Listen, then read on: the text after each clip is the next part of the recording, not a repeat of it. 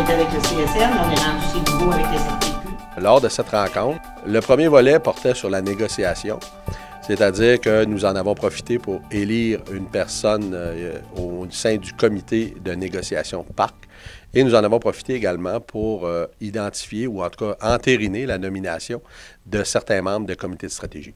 Puis ça peut arriver qu'ils nous disent on va attendre qu'ils soient arrivés en poste. Patrick Lefebvre, le responsable de la négociation à venir de l'ensemble des unités d'accréditation CEPAC, qui a entretenu les gens sur l'évolution, où en était rendu, à quelle étape en était-il rendu dans son processus de négociation qui débutera au début de l'année 2018.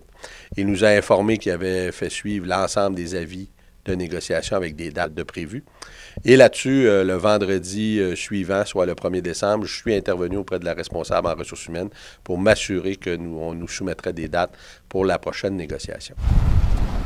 On a modifié la structure de négociation CEPAC 2017 pour permettre d'y intégrer le groupe du Gîte du Mont-Albert nouvellement arrivé chez nous pour qu'il s'intègre au grand groupe avec l'ensemble des unités d'accréditation pour la prochaine ronde de négociation.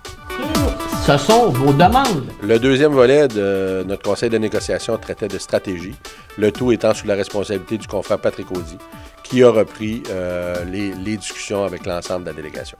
Ce qu'on a fait tout le monde ensemble, on s'est assis et chacun dans leur établissement, donc chacun qui était dans leur parc, dans leur réserve, puis tous les autres établissements de la CEPAC qui étaient présents, on a regardé pour dire, par exemple, en 2018, pouvez-vous nous faire un portrait de l'ensemble des activités qu'il y a chez vous et quel genre d'activités qu'on pourrait faire pour aider ou soutenir la mobilisation. Suite à ça, un comité restreint qui a été élu par ses pairs va compiler l'ensemble de ces informations-là pour nous faire vraiment un calendrier 2018 des activités. Donc, pour ne jamais être pris au dépourvu, donc tout dépendamment le déroulement de la négociation. Mais si on a besoin de mettre de la pression, par exemple, là, sur un aspect de la négociation, bien, on aura un calendrier qui sera déjà construit, qui va nous permettre de réagir vraiment là, au quart de tour pour pouvoir prendre action rapidement. Je dirais en conclusion que notre conseil de négociation s'est très bien déroulé.